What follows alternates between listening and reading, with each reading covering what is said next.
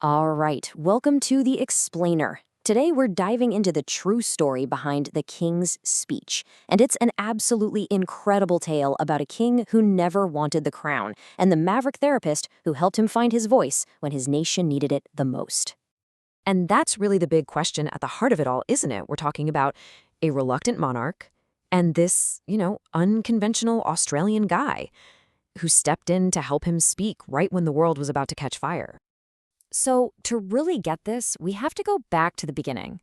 Our story doesn't actually start with a king. It starts with a terrified young man that his family just called Bertie. From the time he was just a little kid, Prince Albert, or Bertie, was just plagued by this really severe stammer. And his father, King George V, he was what you'd call an unbending Victorian, super strict, so his reaction to his son's struggle wasn't, kindness or support, it was this harsh impatience. And all that did was make the anxiety and the stammer 1,000 times worse. You see, his struggle was so much deeper than just a speech defect. It was all tangled up in this childhood that was just filled with crushing pressure. For instance, he was born left-handed, but he was forced to write with his right hand, a practice we now know can mess with your head. Public speaking was a nightmare. He had to recite poetry for guests, which was just humiliating for him. Then at Naval College, he was bullied relentlessly, even got the nickname Sardine. It was tough.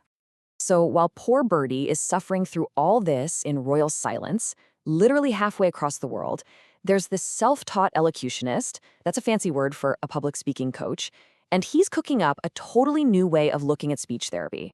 Now this guy, Lionel Logue, he wasn't a doctor. He was an actor, a teacher, from the colonies, a complete and total outsider to the stuffy world of British medicine. He built up his career in Australia, and then, kind of on a whim, he moved his whole family to London. And he sets up a practice on the very prestigious Harley Street, where he saw everyone from the super rich to the very poor. Okay, now this is where things get really interesting. Look at the contrast here. On one side, you have the so-called cures of the time. I mean, actually performing surgery on the tongue or making people use these weird gadgets. It was brutal, but Logue's method, it was a complete game changer. He saw the stammer as psychological, not just physical. He focused on things like diaphragmatic breathing, breathing deep from your belly to calm your nerves and support your voice. He was treating the whole person, not just the mouth.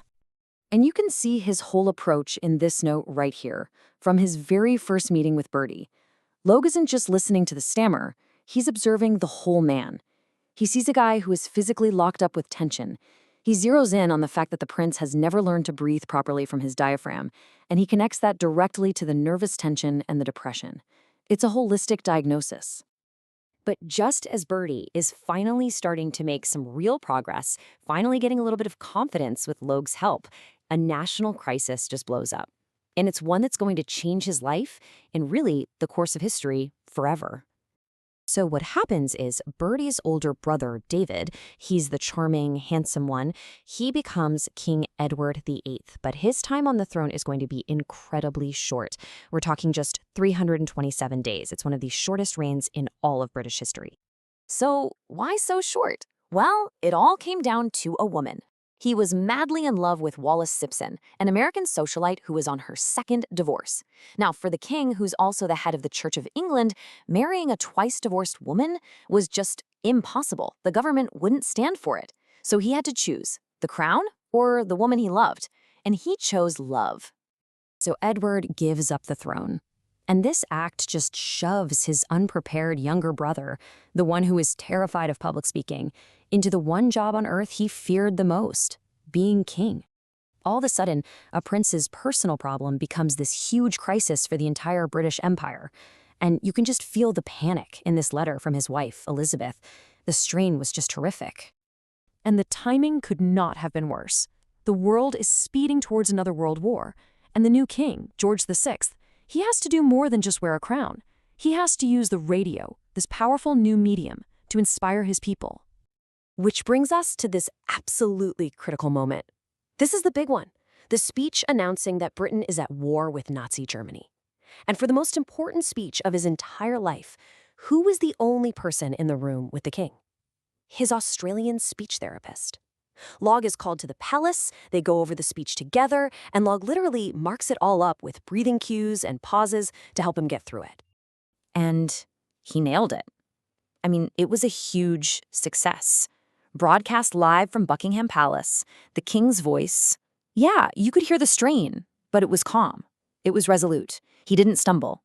And that message of resolve reached millions of people across the empire, uniting them for the terrifying fight that was just beginning. And what started as this professional relationship, something born completely out of necessity, it actually grew into this deep, genuine friendship that lasted for the rest of the king's life. Log wasn't just a therapist anymore. He became a confidant, a true friend. He was an absolutely essential pillar of support for the king. Right through the darkest days of the war, for every major speech, Log was there, helping the king find the words that his people desperately needed to hear. Years later, after the king passed away in 1952, his wife, who we know as the Queen Mother, sent Lionel Logue a small gold snuff box. It was from the king's own desk. It was this final, really touching little thank you, acknowledging the massive role this Australian outsider played, not just in the king's life, but in the history of his country. So, what does this whole amazing story leave us with? I think it's this thought.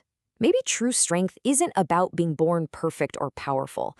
Maybe it's about having the guts to admit you need help and then finding the will to overcome the one thing that scares you the most.